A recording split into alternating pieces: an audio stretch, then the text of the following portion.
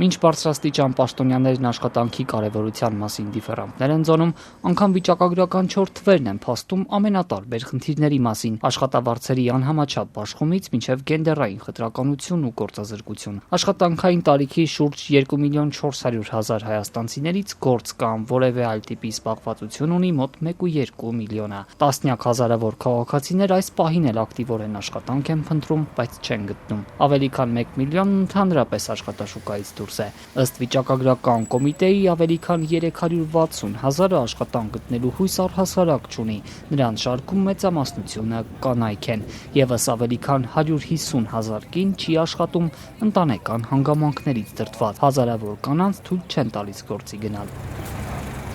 Հերթական մայիսի 1-ը աշխատանքի օրը Հայաստանն ամփոփում է այս եւ բազմաթիվ այլ խնդիրներով։ Օրն ուղերձներով էր սկսվել։ Վարչապետ Փաշինյանը չանդրադառնալով այս խնդիրներից եւ ոչ մեկին բարեկեցության բանաձև առաջարկեց՝ կրթվել եւ աշխատել։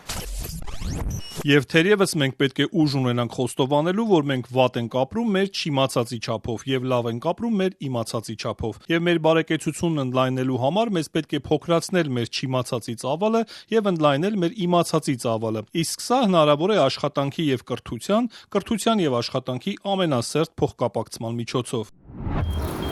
2023 թվականն ամփոփող աշխատաշուկայի մասին վիճակագրական կոմիտեի զեկույցը սակայն փաստում է՝ կրթությունը, բարեկեցություն ու պատշաճ վարձատրություն ոչ բոլոր դեպքերում է ապահովում, հաճախ ուղիղ հակառակն է։ Դպրոցը չավարտած հայաստանցիներն ամսական միջինը մոտ 130.000 դրամ աշխատավարձ են ստանում, հարկերը հանած։ Միջնակարգ կրթություն ստացածները նրանցից միջինը 10.000 դրամ պակաս են վաստակում։ Համալսարաններ ավարտածները թեև ավելի լավ են վարձատրվում, բայց այս դեպքում էլ այլ խնդիր է խորանում՝ տղամարդկանց ու կանանց եկամուտների խզվածքն է մեծանում։ Բուհական կրթությամբ տղամարդիկ միջինը 200.000 են վաստակում, կանանց մաքուր աշխատավարձը 130.000 դրամ է։ Բարձր որակավորում պահանջող աշխատատեղերում խզվածքն էլ ավելի մեծ է։ Այսօր մեր պահանջները ներկայացնելու օրն է։ Այսօր մեր իրավունքների բարձրաձայնելու օրն է։ Այս ամենի ֆոնին, ինչպես տասնամյակներ առաջ, աշխատավորներն օրվա երկրորդ կեսին դուրս էին եկել քայլերթի իրենց իրավունքների պաշտպանության արդար բարձրացության պահանջով։ Տարբեր ոլորտներ ներկայացնող երթի մասնակիցները պաստառներով էին եկել։ Դրանցից մեկը գնաճի ու նվազագույն աշխատավարձի հարաբերակցության մասին էր, որտեղ թանկացումները հրթիռի, իսկ աշխատավարձը կրիայի տեսքով էին պատկերված։ Մեկ այլ պաստառում նույն կրյան սպառողական զամբյուղի հետ կշեռքի հակառակ նժարում էր հայտնվել, որտեղ աշխատավարձը խորհրդանշող կրյան ակնհայտորեն զիջում էր։ Առաջին խնդիրը իհարկե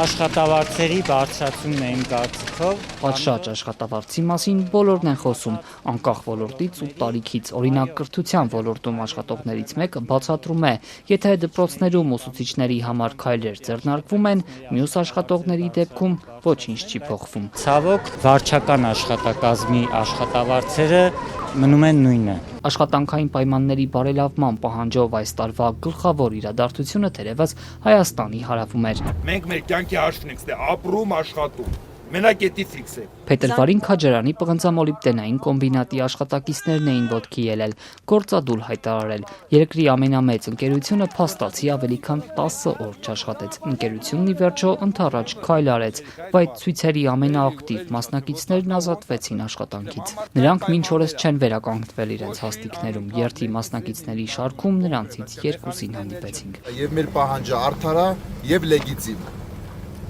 Եվ մենք գնալու ենք մեր պահանջի հետևից։ Թող ոչ ոք չընկրկի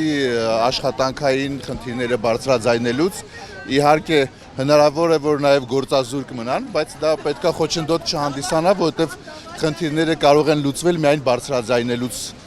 հետո։ Նրանք այժմ դատական կարգով են վիճարկում իրենց իրավունքները։ Առաջին նիստն է լինելու մայիսի 5-ին, թե 6-ին չեմ հիշում։ Հույս միշտ կա։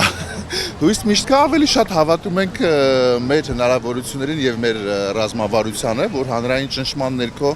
իհարկե այս հարցը այնպիսի լուծում, հանգուցալուծում կստանա, որ բոլոր կողմերն էլ արժանապատիվ դուրս կգան։ Աշխատանքային իրավունքների իրացման խնդիրներն այսօր նաև մարդու իրավունքների պաշտպանն է արձանագրել, մատնանշելով եւ պայմանների եւ արդար վարձատրության հարցերը։ Անահիտ Մանասյանը նաև կարևորում է աշխատաշուկայում կանանց ցածր մասնակցության խնդրի լուծումը, հաշմանդամություն ունեցող անձանց աշխատանքային իրավունքների ապահովումը։